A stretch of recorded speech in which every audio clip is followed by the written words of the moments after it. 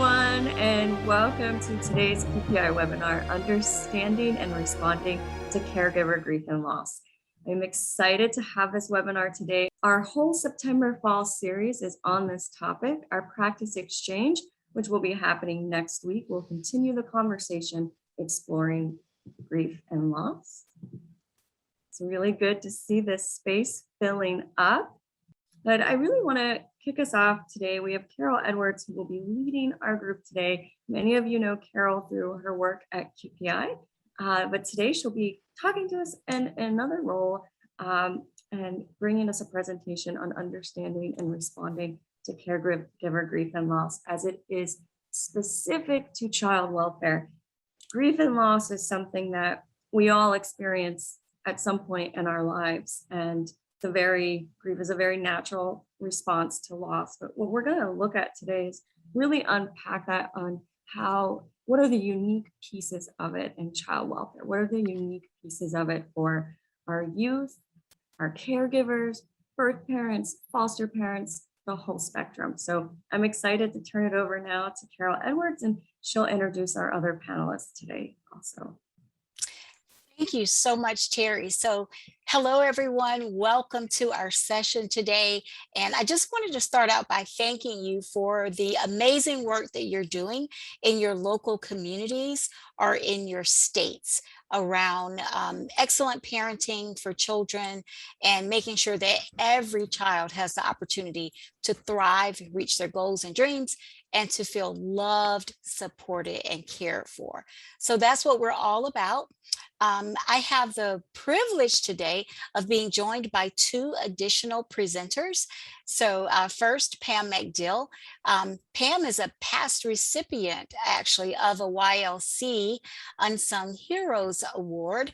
I found that out a few years ago, and I was really excited about that.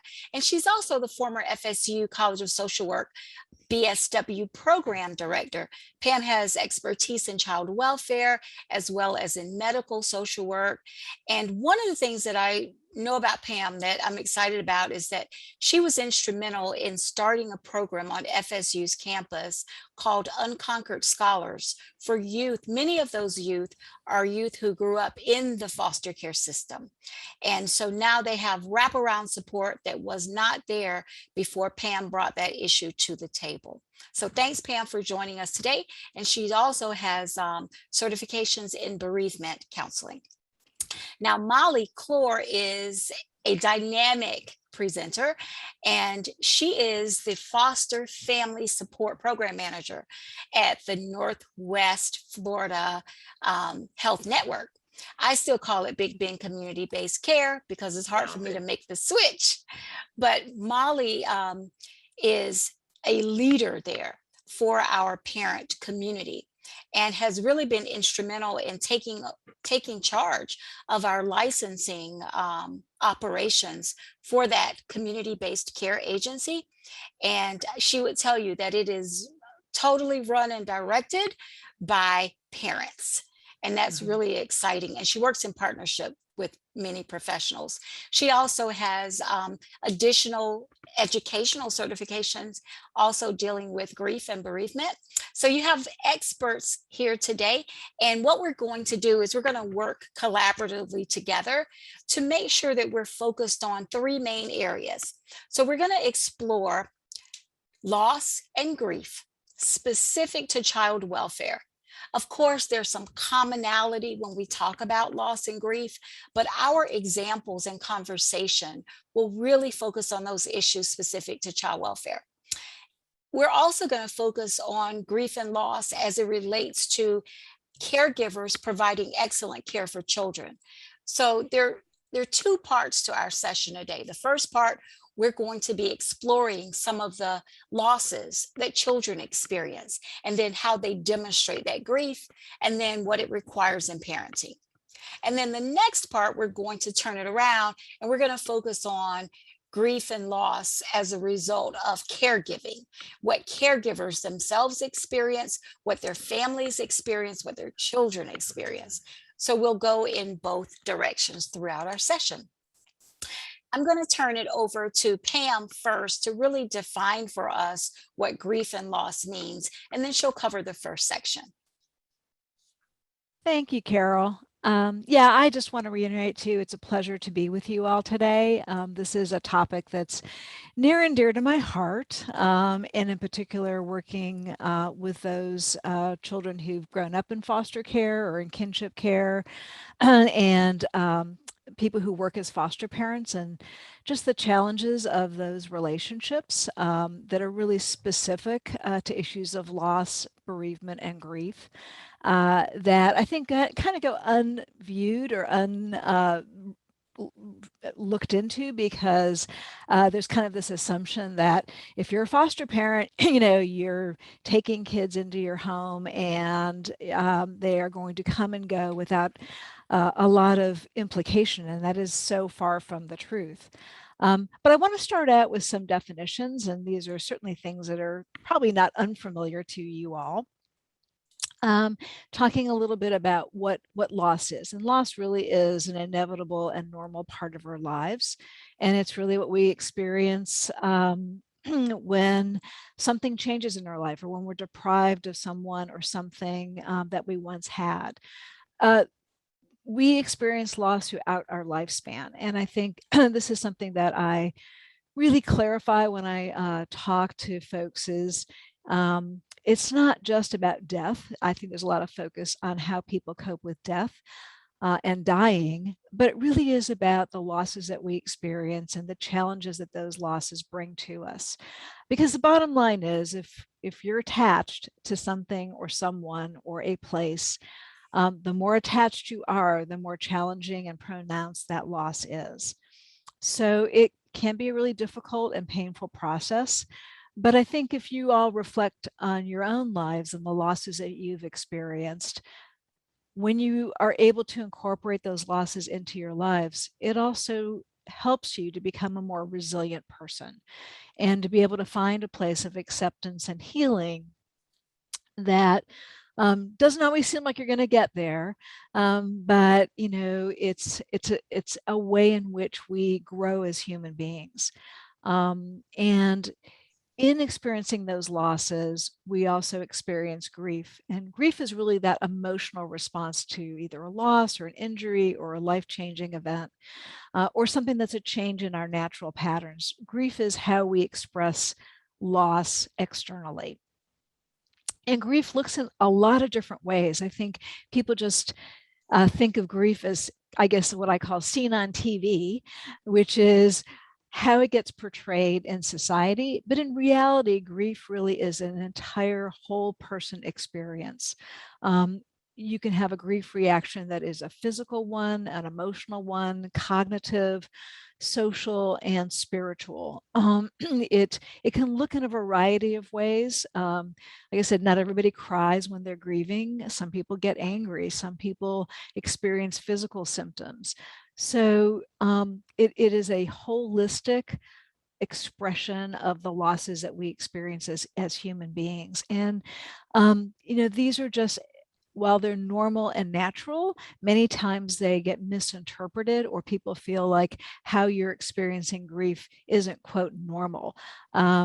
Pretty much everything you experience as a grief reaction is normal. It's what you do to cope with those grief reactions and how you manage them that winds up being the key component to dealing with loss and grief, not only your own, but also the children who come into your homes. So I wanted to actually, take a little shift here and get this conversation going by presenting a question to Molly from her lived experience as a foster parent and asking her to talk about what are some of the losses that she has seen with the children who come into foster care, and what their experience is from her perspective. So Molly, can you chime in? Sure. Thank you, Pam. And thank you, Carol. And thank you, everyone who took time out to join us today. So like Carol said, I am honored to be the Foster Family Support Program Director for Northwest Florida Health Network in North Florida. But I would say one of my most proudest accomplishments is that our family unit, we were foster parents for many years to many children, ranging in age from 29 days old to 17 years old. And she aged out at 18 with her 7-month-old baby in our home. So my husband and I often talk about the degrees that hang our wall and how nothing makes us more proud than to see the children who have left our home flourish and be successful. So I'll tell you a quick anecdotal story to kind of provide some examples to the losses that children in foster care experience. Right before this call, I received a phone call from a fellow foster parent who is now adopted and has closed her home. And she called me to say that she runs a dance studio and that a little girl came to the door, and the director opened it and she said, "Hey, Daddy, this is it. This is where I used to go to dance." They were shopping at a Publix that was outside their normal routine. And she said to the director who had answered the door, she said, "You have space for me in my class, right?" And he said, "I didn't even know you took dance. I didn't even know you liked dance." And she said, "Yeah, I took it with these people." And she listed off all the people. And I remember thinking, right, what a great loss that was for her. And that was dance classes. But our children lose much more than that as well, right? They lose their community oftentimes based on availability of homes. They lose their churches. They lose like their identity. They lose their family pets. And sometimes, unfortunately, they lose their culture and who they are. And I would say that while the loss is, to them, it's big, right? So to us, in my 40s, I don't necessarily remember where I went to dance when I was a young child, but to her, that was everything. That was her community. And so they're huge, but those are a lot of the losses that they experience. Mm-hmm. Never mind the relationships and attachments that they've had with those caregivers who have poured into them. Now that's in the sense of reunification, but we definitely don't want to forget the biggest loss of all, and that's their parents. And sometimes, sadly, there's biological siblings. Mm-hmm. So. Yeah, those are such wonderful points. I think that we think, oh, well, a child is just being moved and it's in their best interest. It's in their, interest of safety, and forget about all the things.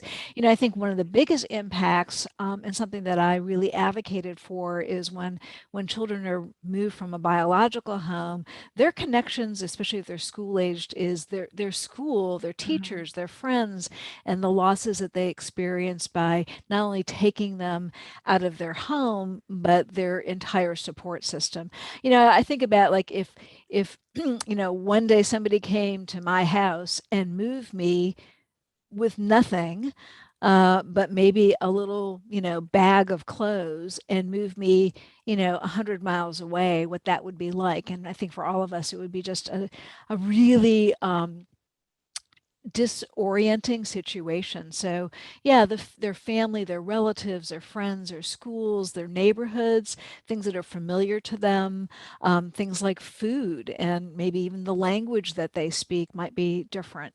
We're really a sensory being, and so the smells and sights and just our everyday routines, our favorite toys, the possessions, just especially just disrupting everything about their entire world, is something that I think is underestimated because, maybe the focus might be on the child's safety or the best quote environment for them. It doesn't mean that there still aren't losses, and how to best be able to address those and be honest and open instead of sweeping that under the rug saying, well, you're going someplace better. That doesn't mean that there still aren't going to be feelings of loss and grief. And I think to acknowledge that with these kids is so important, and not to say, well, this is where you're going to be safest, or we're going to have other people who are going to care about you. It doesn't mean that they aren't still going to miss where they came from, and not to underestimate that. I was, as you guys were sharing in the chat, we had a couple of comments that came in that I think were really important. So someone posted in that, it's hard to watch children, being placed in different places and getting separated from each other, even if it is with family members, but there are still losses. And sometimes if it's within a family, we, don't necessarily equate it to loss experiences. But that may not be how it feels to a child. And then one example that came in was moving from a group home, right? So moving from a group home at the start of COVID, sometimes, because a moving to a different home might be important or essential or necessary, but there are those losses. When you think about, we know that, being in a family environment where there's love and support and not, shift care, is optimal. But yet children do develop friendships, and they have peer support, and they do have staff members who care for them. So you still are losing some things, even if you're moving to what might be perceived as a better place. And then Wendy chimed in talking about country and language, and um, she was found abandoned at 4, orphanage 2 years, adopted by someone else. So think about all of the different cultures in that one post. There are all of these different cultures. So how do you pick up the pieces of those and, develop a sense of identity? So all of these losses are important. So thank you guys for sharing those.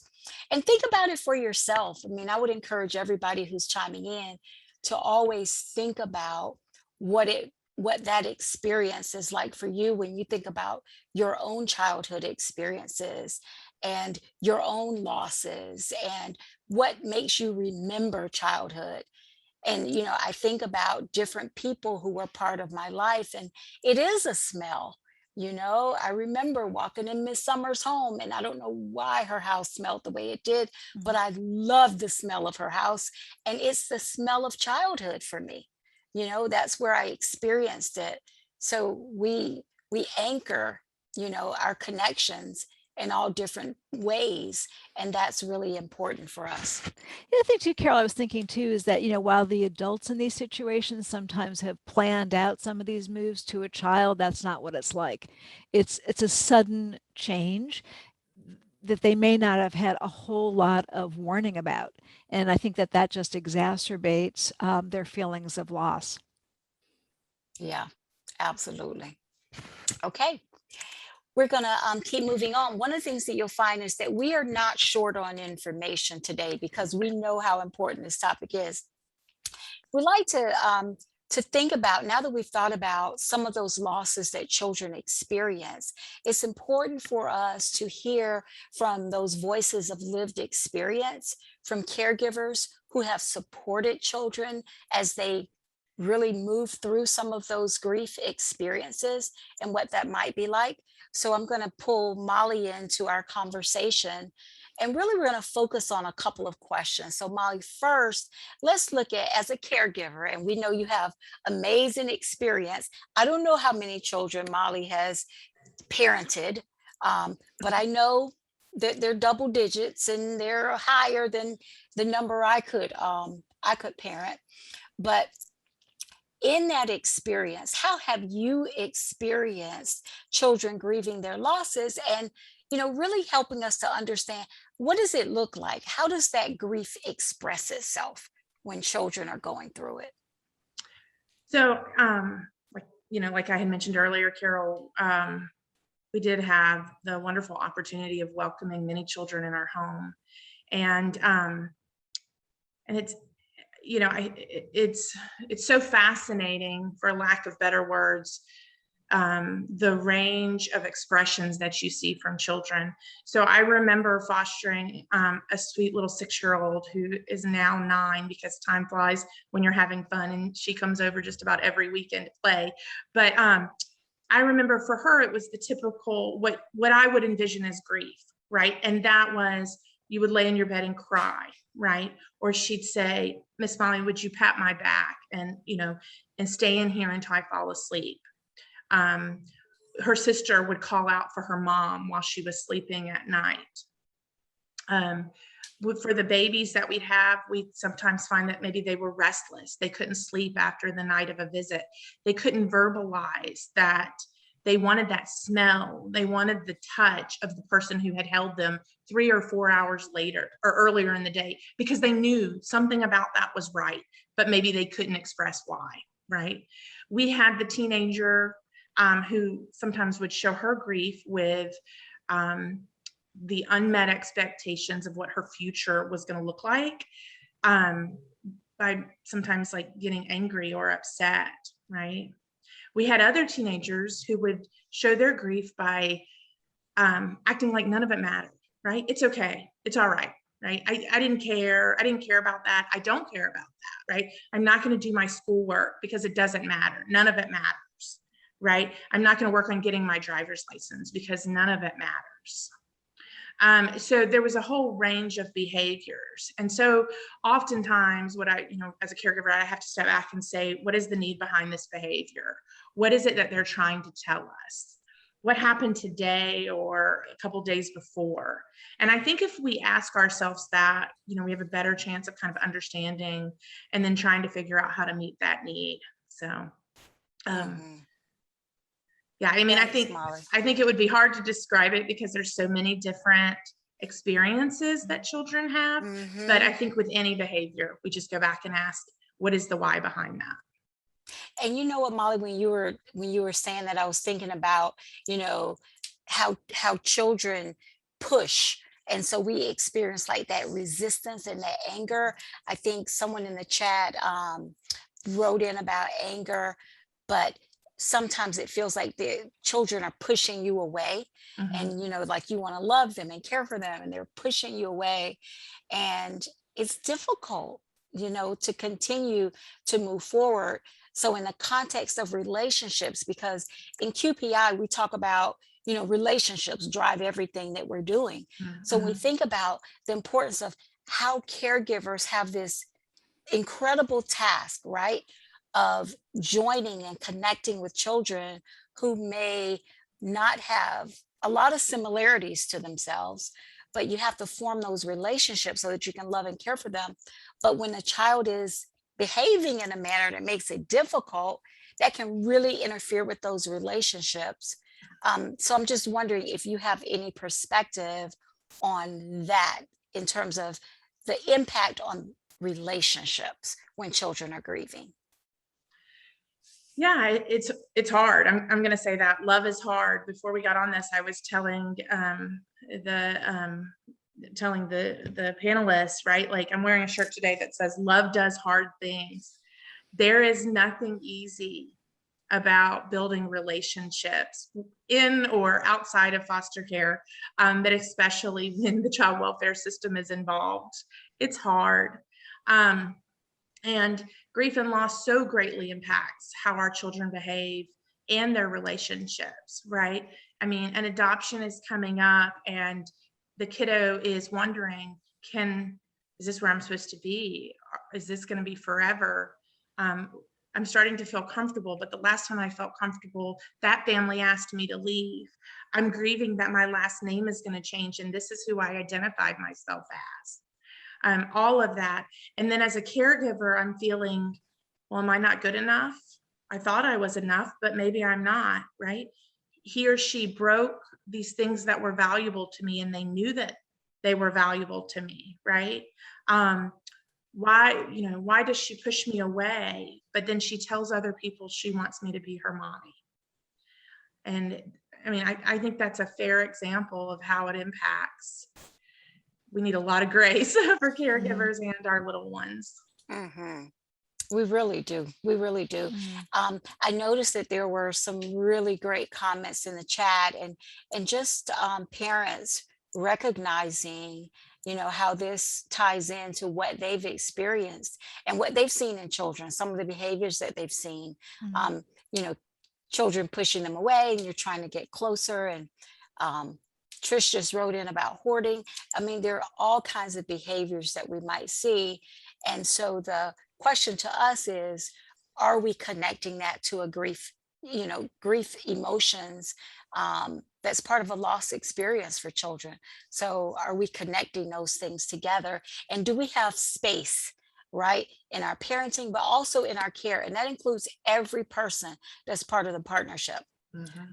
Everyone has to be clued in that children in our system, whenever they are moving or whenever they are adjusting to something new or they have a new school or any of that, that there are losses and that those losses will create some grief in different ways for different children. And how tuned in are we to that? And are we prepared to support children as we go through it? And I don't think it's just the responsibility of foster parents or caregivers. It's everyone's responsibility to do that, to be clued in. So for case managers and for, those who work in child welfare as investigators or licensing staff, whatever your role is so important that we understand what loss and grief looks like, so that when we're making connections with children, that we're all supporting, we're all on the same page around that, and that we're surrounding not only the child, but also the parents, the caregivers with our support, because it's just not up to them to do it. On this one, we just wanted to kind of point out that caregivers, we know that they play a huge role in caring for children and supporting them through all of those different processes that they're going to go through, but they're not doing it alone. So we just wanted to point that out on the slide, and then have a chance to just talk about some expectations of caregivers. When we address these points, I'd like to kind of challenge our child welfare professionals to listen in a little bit closer to these things, because these are some of the expectations that we tend to have for caregivers. But I'd like for us to consider if these expectations don't also require us to not just expect them, but to give parents enough support so that they can achieve those things. And sometimes it's not realistic. So let's just take a look. So the first thing, so we know that foster parents are expected to take children into their home, and they've been through all kinds of different situations, and they are welcoming them in, they're offering love and support and caring. But the child that comes may have, as Molly pointed out, all kinds of experiences. They bring those experiences with them. So in your trainings, those of you that have been through any kind of a parent preparation training, you may have done an exercise called the invisible suitcase. So that invisible suitcase, you're bringing with you your life experiences, your emotions, your fears, your concerns, your anger. You're bringing all of that with you, and it's packed away just like your clothes and the other things, but we don't necessarily see it. So we talk about it as the invisible suitcase. So whenever a parent is receiving a new child, we have to really remember that we're not just bringing a child to a parent's home, we're bringing that invisible suitcase also, and we're handing them both over. We're saying, here's the child, but I also want us to take responsibility that we're also saying, and here's this invisible suitcase. And it has all these things in it, and we're leaving it up to you to do something amazing with it, right? That's hard. I don't think you can do it alone. So we've got to also be invested.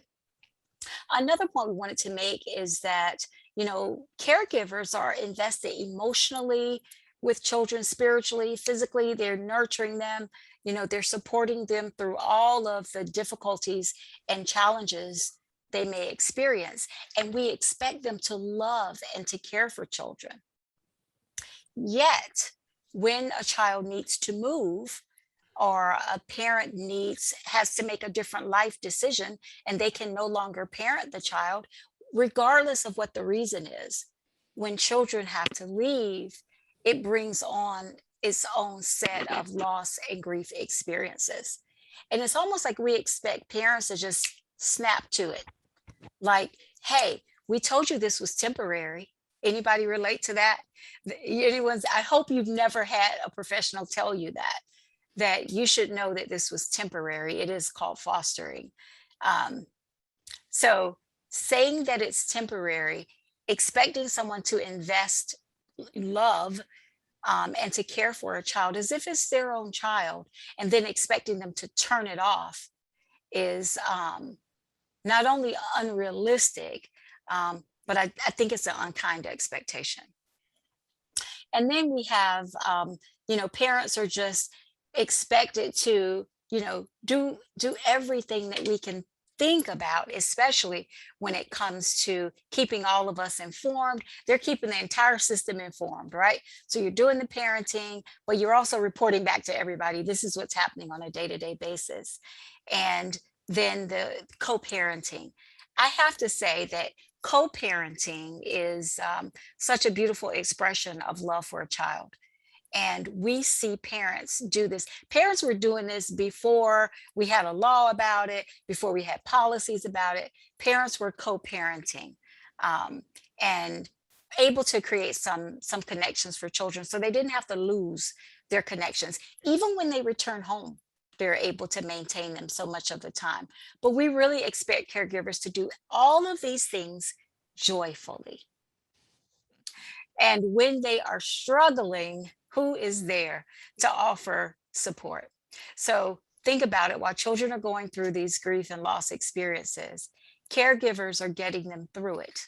And then who is supporting the caregiver? All right. Molly, I'm coming back your way because we're going to make a transition here. So I just said we're supporting children through it, but who's supporting the caregiver? So we want to turn our attention to caregivers and what the experience of caregivers is like in terms of loss and grief experiences. And Molly, you've been a caregiver for how many years? Were you a foster parent? I was only a foster parent from 2015 to 2019. Okay, you cannot say only. Anytime you say you were a foster parent, I hereby declare no one should ever say only, because if you did it for a month, it is a month longer than I have ever done it. And I have the utmost respect for you. So in that period of time, though, you parented so many children, and I can only imagine, because I don't know what you experienced in terms of loss and grief. So I'm going to ask you if you would just kind of share, whatever is on your heart to share about your experiences with loss and grief. Sure, Carol. And please know that I was being sarcastic. And I want to brag for a minute, because you were asking who is there to support the caregivers. And in Florida, child welfare is privatized. And I have the opportunity of working for the North Florida, one of the community-based care agencies. And we provide 24-hour, 7-day-a-week support to our caregivers. And I'm so proud that our executive leadership has recognized the value of that. I lead a team, we call ourselves the Foster Family Support Team, of specialists with lived experience from being foster parents, adoptive parents, foster alum, reunified birth parents, kinship caregivers, and I would say the best social workers in the state. So I'm truly honored to lead that team. And every time I get to present on something like this, I go back to them and I say, give me that lived experience, because the farther you get from it, your heart heals. There's some things you'll never forget. But each one of them, the event that was so impactful in their life, they can share back with me, and then I can share with you. So what an honor it is to get to do the work that I do every day with this team. But how have you experienced loss and grief as a caregiver? The first couple of years that children came in our home, we became foster parents for the purposes of co-parenting. That was our goal initially. I worked in the Wakulla County Jail. I worked at the Wakulla County Health Department. And my goal was to, above all else, get children home. So I was very strategic about the cases that I would take, because I wanted to make sure that I had a very high likelihood of sending these kiddos home. And then 2018, we noticed that there was a little girl who was eligible for adoption, and the foster family had decided that that wasn't where their fostering journey was. And so we had applied to adopt her. We knew her in the community. And after she moved in our home, after some time, we realized that her needs were greater than what our family could provide.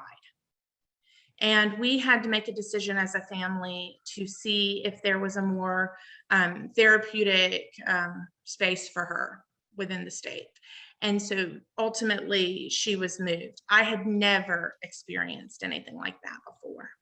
2 days after she moved into that home, that therapeutic provider, under the advisement of that family's team, was told that communication needed to cease to be able to help her heal.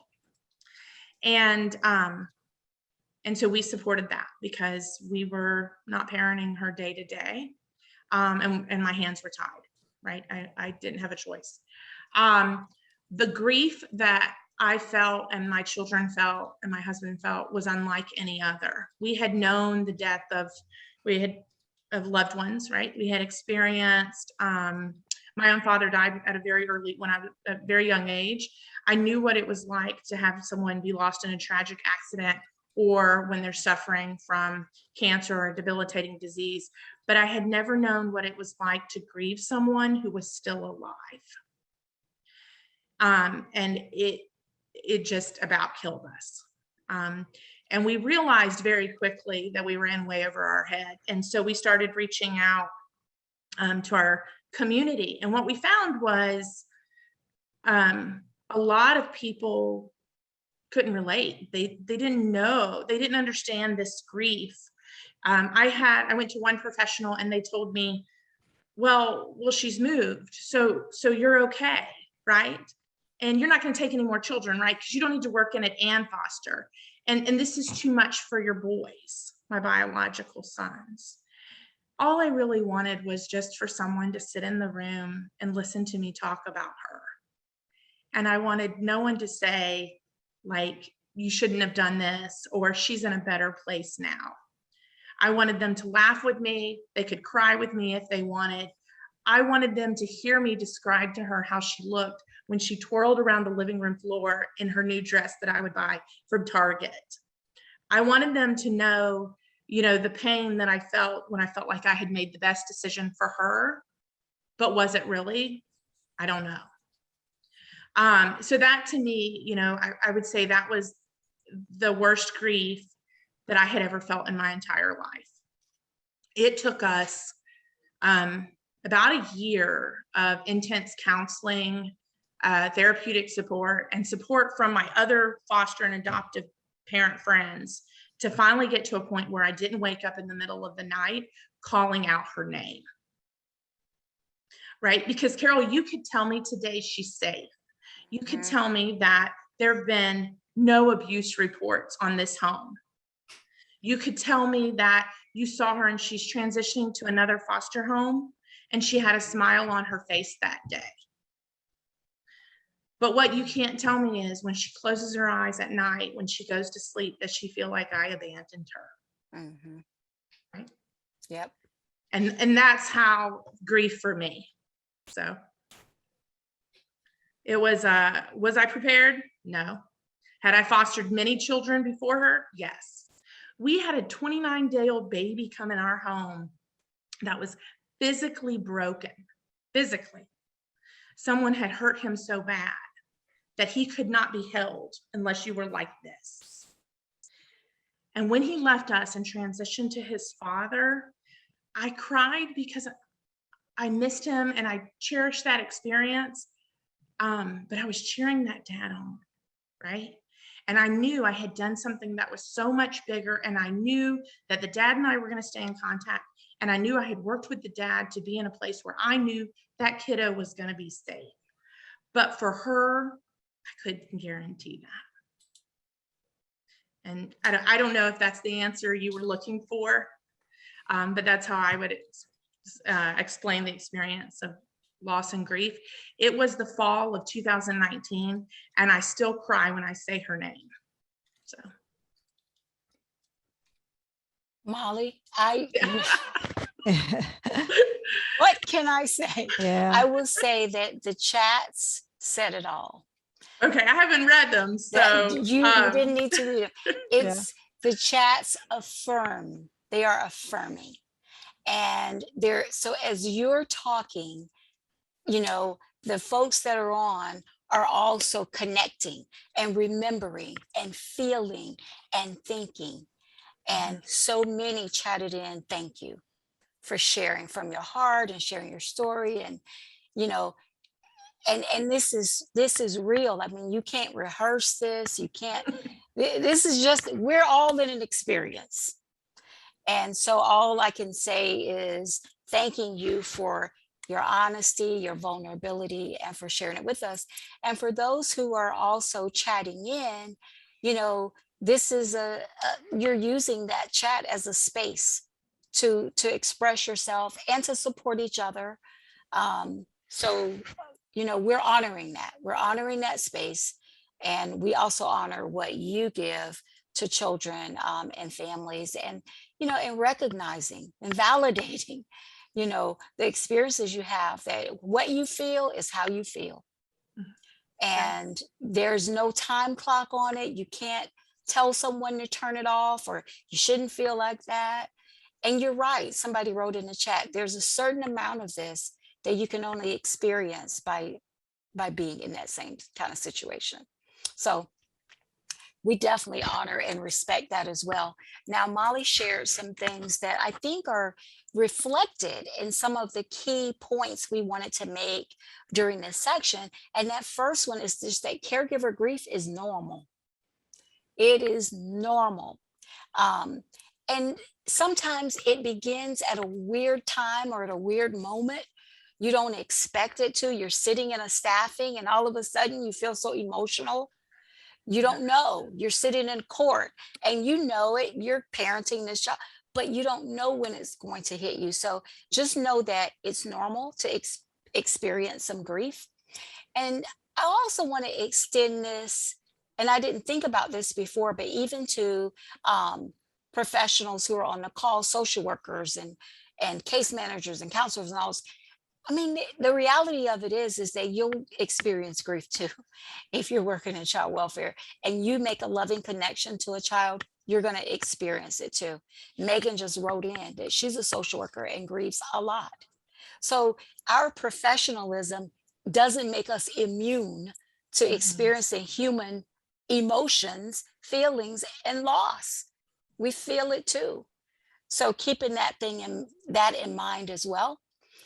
Also, when we think about caregiver grief, it doesn't lessen the grief because we know that there's a possibility that children will be removed from us at some point.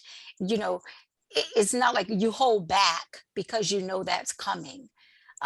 No, you're fully investing as a caregiver. So there's not a holding back for it. So knowing that something's supposed to be temporary doesn't really help at all. And caregiver grief can last for a significant period of time. It can linger, it can resurface, it can feel like, okay, I've moved on, I've let go, I know that child is in a great place or a safe place, or I had to let go because I don't know that. And so I had to kind of move forward. Moving forward doesn't mean that you forget or that you don't feel it anymore. So it will still come back and surface, and you grieve in your own time, everybody in their own time. Yeah, Carol, I was thinking as you're talking is that, we're human beings first, and that's a good thing. But it's, how do you take care of yourself and be true to your humanness? Because that's why most of us got into the situation to begin with. Yes. Is because we do care, and it is a balance. But it's, I think it's just important to be kind to ourselves and to know that it's a process, but that we're human beings first. Yeah. Great point, Pam. Pam, I'm gonna some of the things that Molly talked about, I think really covered the points that we were gonna make on a couple of slides after that. So we're gonna go ahead and move to, children, just have a conversation about children and a family, because we're focused on caregivers and, there are children that are in those families who might have their own experiences. And I know this is an area that Pam has worked in. So if you could just share about children and grief being part of families. Yeah, I think that, the experience is a whole family experience. It's not and actually more than the family. It's about the village that's involved with these children, because it is the professionals, it is the folks in the child welfare system. It is the foster family, and it also impacts the children that are in the home when a foster kid is moved. And I was looking also at the chat and some of the things that people were talking about. And how grief affects the entire unit. And so what do you do? I mean, I think it is about being honest and open, about talking straight about what's going to happen and why it's happening, that a child that not only have the parents been connected to, but the other children in the families, whether they're biological children or other children in foster care who were living in the home, are going to experience when that transition happens. And sometimes there's not a lot of time for that to occur. Those conversations sometimes are rushed, and it doesn't mean that it isn't something you're going to continue to deal with even after the child has left the home. So really, like I think Molly was talking about this, is the experience of giving permission to talk about the child, the memories that are associated. Again, if it wasn't for the fact we were attached, if you're not attached, then it doesn't matter. But because you are attached, it does matter. So talking about them, using their names, talking about both the good and the bad experiences, really communicating about all the aspects of the change and the uncertainty that might be a part of that. And allowing the other children in the family to grieve. I mean, sometimes I have found sometimes it's helpful to have some sort of ritual, whether it's letter writing to the child who's moved, or something that helps the other children in the family to be able to express their grief.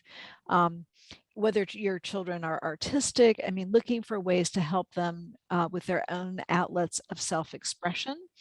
And that varies from child to child, obviously, but giving them permission to have that self-expression. As we know with children, consistency and routine is a big plus for them. I mean, their lives are very routinized, and knowing that certain things are going to happen at certain times. So trying to keep as much of a routine as possible is certainly helpful. And then also just being able to talk about the child that's left and the whole range of emotions. I mean, I think I was thinking about what you were talking about, Carol, with the invisible suitcase. And, part of what's in that suitcase is the fact that the children who come into foster care have not just had this one loss, they've had multiple losses. And that creates a complicated grief situation where they're bringing all those losses together with them, and that's in that suitcase. And even though their reactions might be extremely varied, I think, like Molly, you were making that point about there being a space to understand that grief expressions are they can be really wide ranging. And I think what's difficult is when kids are angry. I think most people have a difficult time when children are angry and resistant. And I think one thing I would give as a clue is knowing that, the flip side of anger is grief and sadness. And if you can understand that the anger is coming from a place of sadness and loss, it's a little bit easier to deal with anger. And the opposite is true. Sometimes when children are hurt and sad, they're not expressing their anger. And so I think if you give children a place to say, sometimes when people are angry, sometimes they're really hurt, and opening up that conversation, you'll be surprised that they're not thinking, oh, maybe I'm really angry or maybe I'm really hurt. And again, giving permission for those conversations to occur. So I put a little resource here. It's called the Dougie Center, and they focus more on children who've died, but they have some really great resources about loss issues in general. So it's just a little resource I think might help you in terms of looking for ways to help not only your other children in your family, but resources for yourself. And I think Molly has some resources too that we can share with ways that help to really address grief issues. There's a little quote here, which is from Tolstoy, and it says, "Only people who are capable of loving strongly can suffer great sorrow. but the same necessity of loving serves to counteract grief and heals them. And I think this is that human being part that, we love deeply and we grieve deeply. And sometimes grief can really be a roller coaster. There's lots of information out there about the stages of grief, and it drives me a little crazy. People who know me know that drives me crazy about the stages of grief, because it gives you the impression that you're supposed to follow some sort of prescribed way of grieving, and that could be nothing further than the truth. It's really more of a grieving process, and understanding there are going to be ups and downs and highs and lows and good days and bad days, and that some days, if roller coaster, I'm not a big roller coaster fan, but on roller coasters, it starts out pretty rough and goes up and down, and sometimes it lasts a lot longer than you want it to, the few roller coasters I've been on. But the difficult periods become less intense over time. And time, yes, is a great healer, but sometimes that time takes a lot longer than what people think. And sometimes your friends and family get tired of hearing about your sadness. And so people tend to shut down and not talk about their losses as much. And I think that's why there's a wonderful opportunity with, people who've been foster parents to be able to share together. Because there isn't a lot of permission to talk about the impact of loss in our lives in general, let alone a situation where you're fostering a child or that child has left the house. So, time does heal, but it doesn't make you forget. And I think this is sometimes this idea that eventually you're just going to forget about the child. That is not true. Obviously, if you have a connection with a person or a place or a thing, the loss is still there, but it takes a different meaning with time. And the pain isn't as great as it was when it first occurred, because you're able to incorporate that loss into your life better and maybe become a little bit more philosophical about it. But the loss is still there. And I think honoring those losses, honoring the grief process, is what helps us to move forward.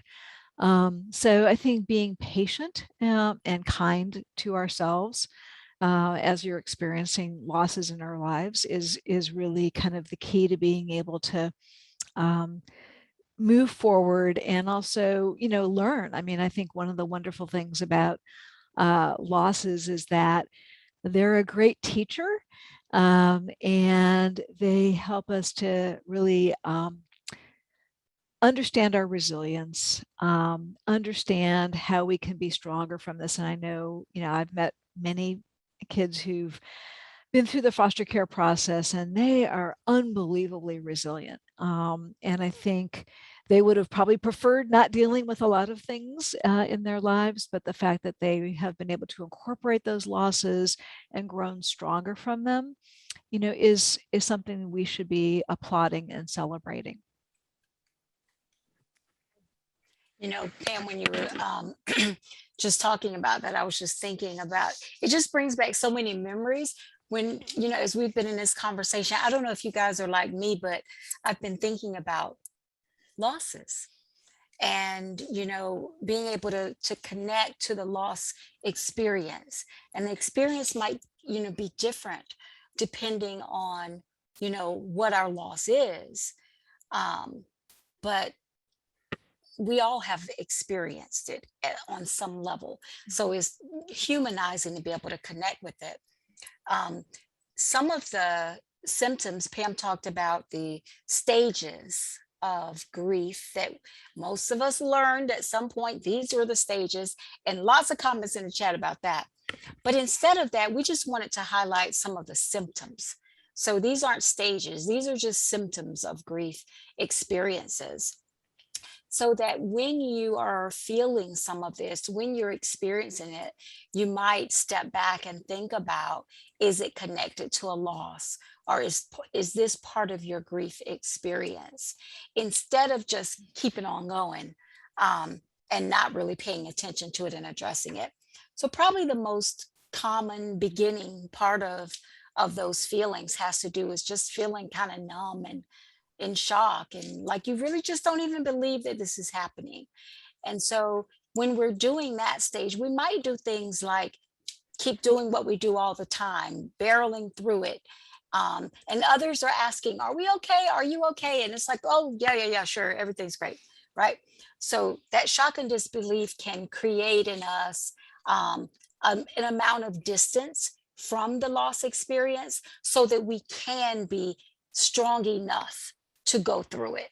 So it's almost like a protective experience that we have. It protects us until we can believe it. So it is helpful at some level to keep that in mind. Also, sadness. And I'm sure if you've been parenting and children have moved from your home to another home, you've experienced sadness when children leave.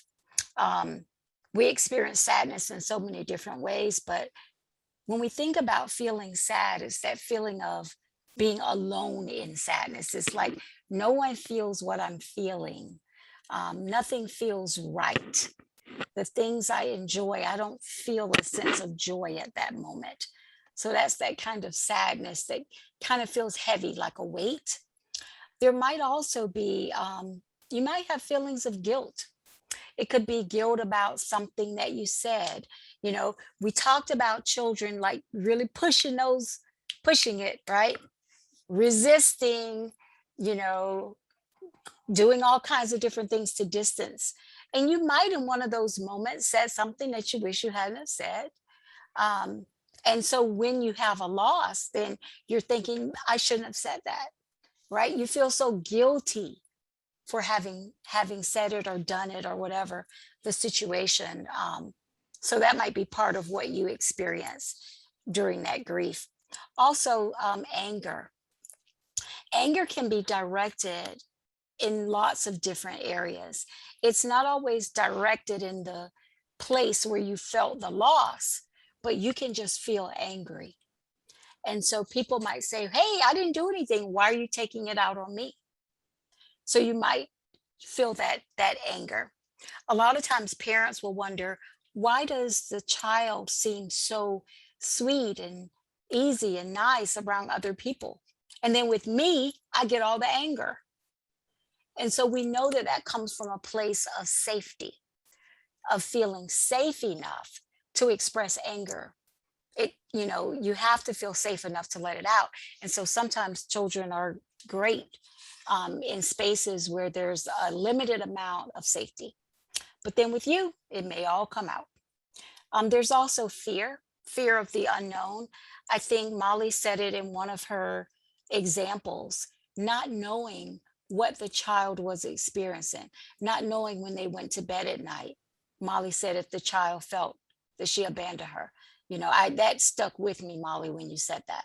It's just that sense of just not knowing. And for me, I would think I might feel fear in that situation. Fear about what might happen. Fear about I'm not going to be there to help. Just fear of the unknown. And then it may also kind of present itself in physical symptoms. So as caregivers and child welfare staff, you might also just kind of tune into your own body because you may experience physical symptoms at the same time. And that might be indicative of grief. Molly, so what we want to do now is we're going to shift to our final section. So this final section is around healing, coping, things you can do to help you to in a healthy way experience grief, because we're not trying to cut it off, but we want to manage it in a healthy way. And we want to get more support so that when caregivers are experiencing grief, or their families or children in care, we're all more tuned in, and we are that village of support. So Molly's going to start us off and just talk a little bit about how caregivers might approach some coping and healing. And then I'm going to ask you to share some more of your lived experience as we get to the final part of our webinar. Yeah, and so so I want to say on our team, every week, we send a newsletter out to our families, and it generally includes a topic that we've heard a lot of discussion about within our fostering community. Generally, it has tips for how to help the situation, and then it also has some other things like life skills. I've shared that with Carol and Pam, and I believe that they've shared that with the QPI folks. And so I'd love for you guys to get on this email listserv. Some of the stuff won't be applicable to your area or jurisdiction, but I think as foster parents, most of what we experience is the same. So I wanted to talk to you about some of the ways that, some of the things we've shared with our families with how they can walk through their grief. First of all, talk to a spouse or a trusted friend about the children, right? What did you enjoy doing together? What will you miss about them? What were the struggles, right? And then number two, journal, write some notes. One of the things that my therapist recommended very early on was, when I was thinking about her, write her a letter. She may never get these letters. She may reach out to me after she's 18 and find me, and I can say, I was thinking about you, right? On your 8th birthday, I sat there and I thought about you and I wrote this letter. Look at old pictures and think back through your time together. We still keep pictures around our home of all the children that we welcomed into our home. We have their clay artwork or the artwork that the preschool made for us, and it's something that we cherish. Take care of yourself physically. So go on a walk, drink water, eat regularly. And then there's a book that we recommend to our families called Building Bridges of Hope and Loss. And it's a workbook for foster parents. We found it very, very helpful to utilize when children are transitioning from the home. So I encourage you to look that up. There's a section in there, section 4, called Saying Goodbye, and section 5 has some coping skills. So I encourage you to look at that. And then, like I said, reach out to your fostering community. No one knows what you're going through like other foster and adoptive parents. And, you know, you may think I'm the only one. There, of course, there's no one else feeling just like you're feeling, but many other people have gone through similar situations.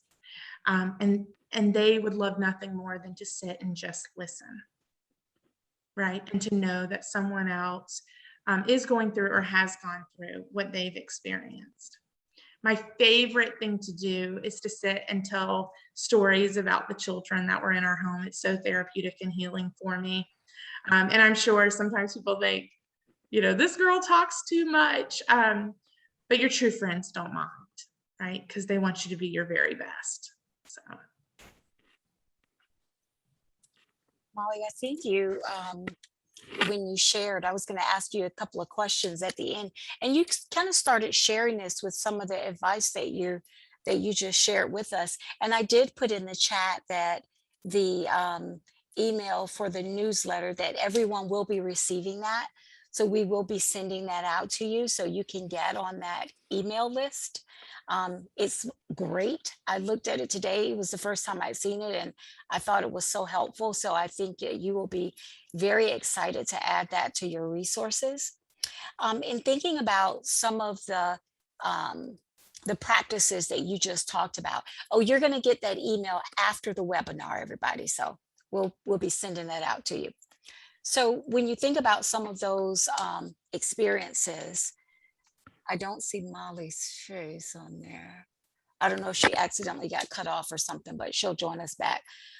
But we were talking about some of the additional things that caregivers could do as part of, you know, steps they're taking and moving forward. And Molly, I wanted to, you're kind of sideways on my screen. There you are. Okay, now you have to unmute. my entire computer crashed. Yeah, it's my work laptop, so you would expect nothing less, and I mean that with love. So I know. Okay, well, you're back. I was just saying that it would be great as we start to wrap up.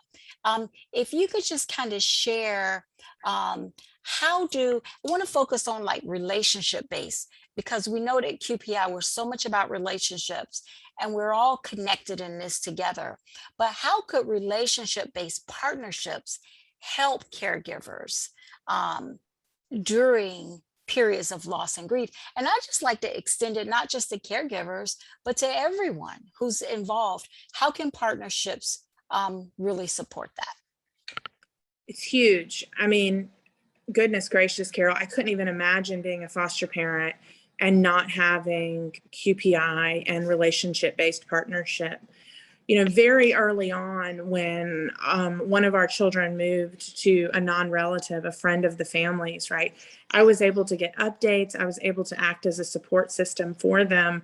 And yes, I mean, I missed this little guy so much. We nicknamed him Mr. Cheeks, and he's now like 6 years old. And goodness gracious, I just love when he comes over. But to be able to stay in his life because I had formed a relationship, a partnership with his biological family and his village, right? It really healed my broken heart and helped me be able to survive to go to the next child and be there for the next child that came in my home. When our baby, and we will always call him our baby, I don't care how old he is, when our baby went to home to his father, I wondered, did I invest enough? Did his father see my value? Would his father be afraid to maintain that relationship with me? Did he associate me with someone who had maybe kept the child from him? Fortunately, his father recognized the role that we played. And I'll never forget the day he left our home. That morning, his father came to our house to pick him up. And we had all the stuff packed, and my family was standing on the porch, and it was thundering and lightning and raining, and they loaded him up. And my son, who's now 11, but he was much younger then, and he looked up at me and he said, "Mom, will we ever see him again?" And I said, "I think we will." And I said a silent prayer to God that I hadn't just lied to my son. And so I went to the office, and then my phone rang, and immediately it was the dad. And I said, "Hey, is everything okay?" Because he couldn't have even made it home by then. And he said, "Yeah, what was that stuff that you give him when his tummy hurts?" And I said, "Milacon, it's in the laminated book that I made you with pictures of everything he uses when he takes it and his schedule and favorite songs." Because we're all like neurotic like that for these children. And he said, "You think you could show me what shelf it was on in Walmart?" And I said, "I'll meet you there." And I told him, I said, "It doesn't matter if it's rains, like sleet or snow, you call me and I will come. And if it's nothing more than to walk the aisles of Walmart and talk to you about anything, I will do it because I love him and I love you." And so he stayed true to his word and kept us in his life. And he got older. And as he got older, we got busier, and time stretched, right? Because there was other children that needed our home. And he had this really supportive village. I hadn't heard from him in a while. And then I got a call. And I said, I was like, "Hello, everything okay?" Because it doesn't matter if 4 or 5 years have passed, your mind still goes to the worst thing. And because that's what mothers do, right? My mother does it when I call her late at night. And he goes, "Yeah, I just wanted to tell you that he got accepted to this charter school and the principal knows you because I asked him if they knew you and they're going to keep an eye out on him." And I was like, "That's great. That's great." And he's like, "Yeah, we moved up to this part of town. So when can you come over for dinner?" We would have never had that relationship if I didn't know what QPI was about.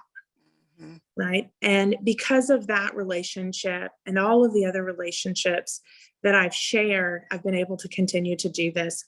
And we've been able to support families and be there for children in their hardest days. So yeah, that's what partnership is. Thanks, Molly. Thanks so much. And when you said that, it just brought back to me so many examples that foster parents have shared with me of, it's relationships they've established and things that have happened after a child has returned home and how important those relationships have been. I was in a training with Kathy Harkis one time, and she called a birth dad on the phone during training, and he taught us from the phone. He was sharing how afraid he was of the first time they were going to meet because he felt so intimidated. And, and then they met and they established this relationship. And now the child is back home and he calls in during class and talks to us and says, hey, don't believe that it can't work, but when you love a child, you're willing to do anything to help that child. And if having the child have more than two parents, why not? Why not? All the love that they can hold. Molly, I wanted to ask you about the book because we did get a couple of questions about it. Is it a workbook that looks kind of like a coloring book? Yes. Okay. I just wanted to make sure that I was on the right We book. try not to make things too complicated, Carol. No, I The want to child make welfare sure. system is already complicated enough. So for everybody that's on, I just posted the link so that you can link to Amazon and order it. So it's right there, but I wanted to make sure that I had the right book before I put that out there. Yeah, and Okay. Carol, I want to add something if it's Uh-huh, okay. sure. Last night I was asking my friends who also happen to be my staff, what were some of the experiences that they had regarding grief and loss as caregivers, or maybe as children who had grown up in the foster care system. And before we end this call, I just want to mention that so often we focus on grief related to children leaving our home. But I know that for many of our parents, there's a lot of grief with the children in their home and what the future will look like, and then the role that they play in it. And so I want to, I feel like I'll fail our families if I don't mention that sometimes there's a lot of grief when the children don't leave, right? And what does that look like? So reach out to your community of other people who are experiencing the same thing, and don't disregard it. So. Mm-hmm. Molly, I think that's so important. And we talked about it at the beginning, actually, before we started.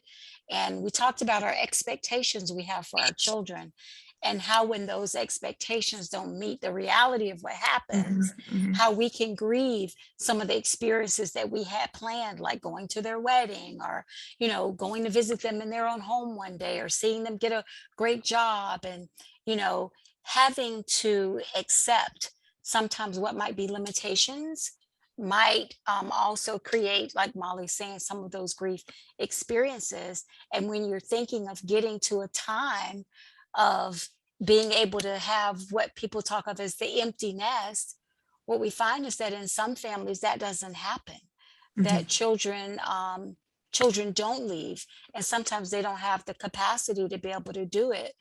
But whatever the reason is, it just may not match up to the reality. So Molly, thank you for bringing that up. And can I say one more thing, Carol, before you kick me Only off? one more thing. No, I'm just teasing. Go for it, Molly. Okay. So for all of you who are listening, when our little girl left, I came back to work that Monday and I thought, how will I face another day? How will I get through this? Right?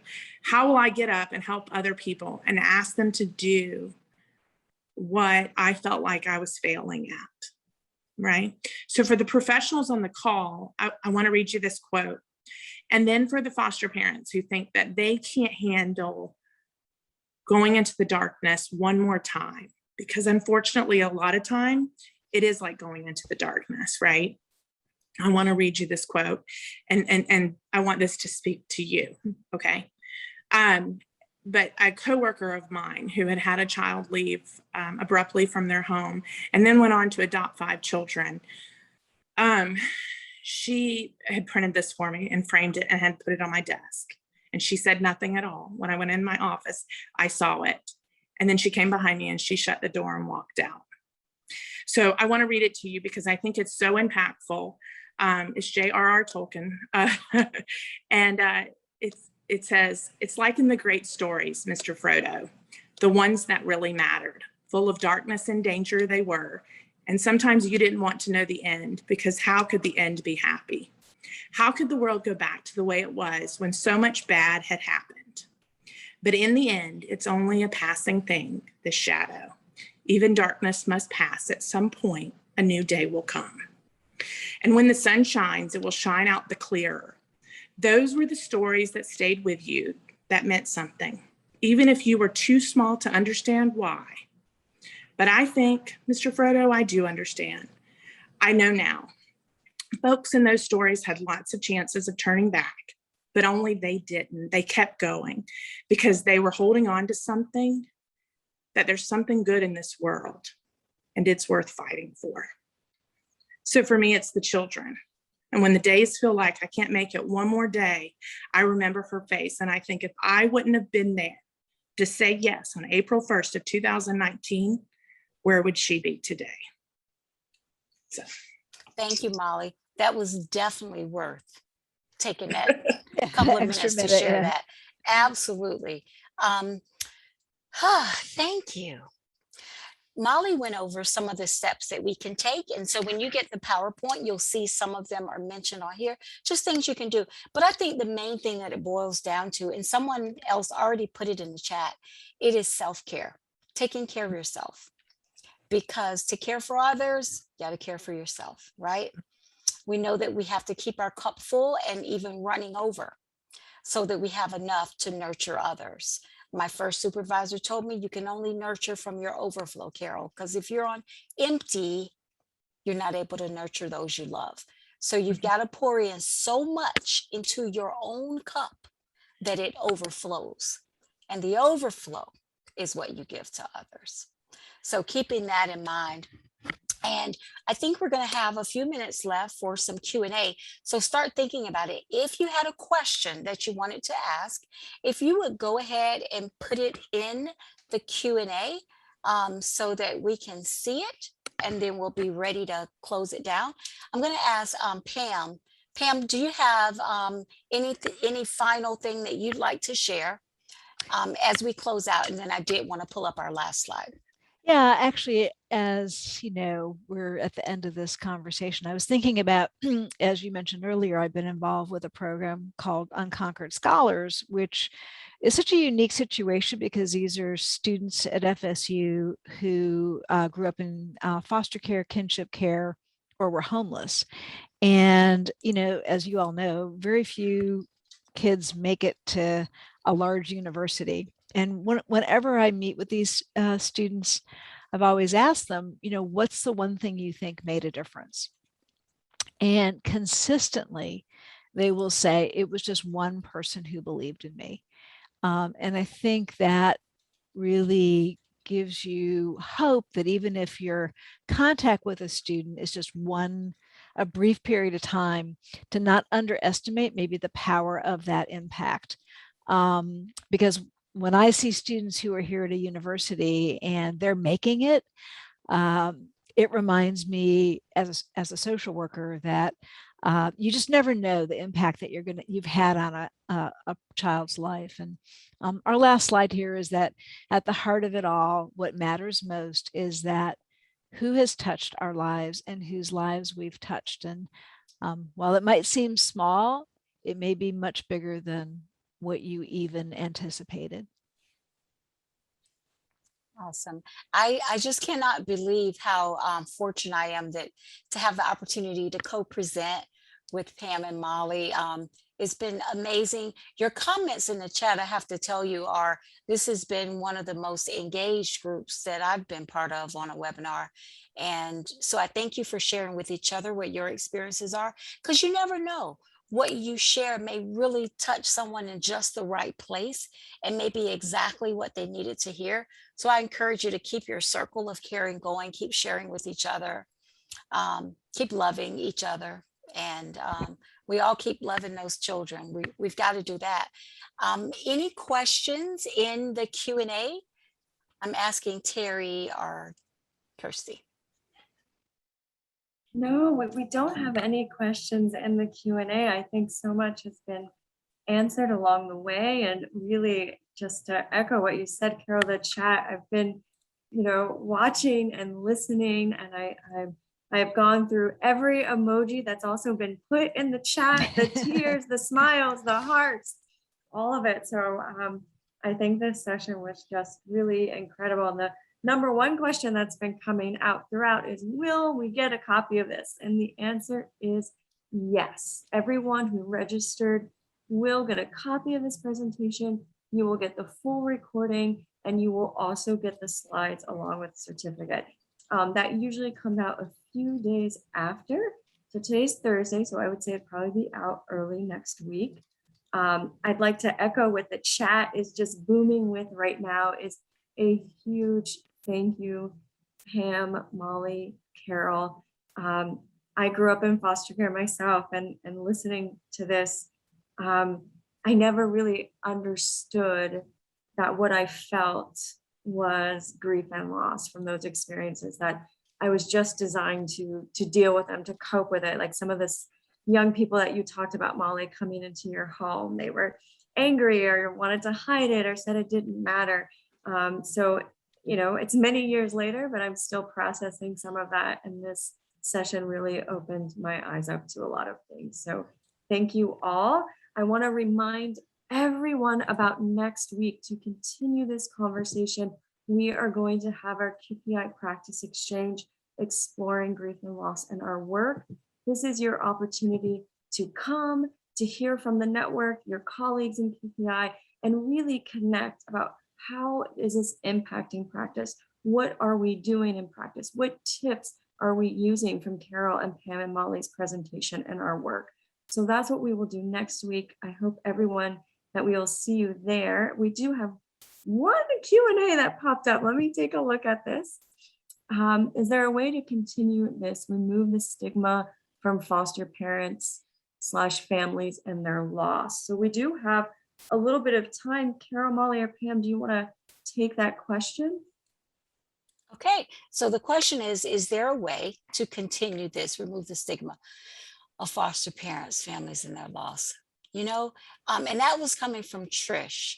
So, I think, as I was thinking about something that Molly was saying when she was sharing, I think one of the ways that we've seen things change more than any other way is in relationship building. And so I think the more people are communicating with each other and sharing genuinely, we're able to really understand each other's perspective and what we're going through, which tends to take away some of that stigma. Because when you get to that authenticity and genuine communication, you're able to really see each other, hear each other, care for each other. And when you're feeling that way about others, you don't tend to stigmatize them.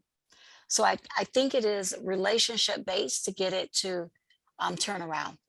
I'll turn it over to Molly or Pam if they want it. Pam, were you about to say something? Yeah, no, I mean, I totally agree. I think it's easy to see other people, whether it's the biological family or caseworkers, as being the enemy to, or whatever, there's that, the division that occurs when people don't work together and understand each other's perspective. And I agree. I think the more you have working relationships, the less tendency there is to stigmatize and, set up camps. Yeah, and I would agree. But I will tell you though, in terms of helping with grief and loss and ways to continue this conversation, find your local foster and adoptive parent association. And if you don't have one, create one, right? And that could be nothing more than a group of foster moms and dads who get together for Mexican once a month, right? Many of our churches will provide childcare if you reach out to them.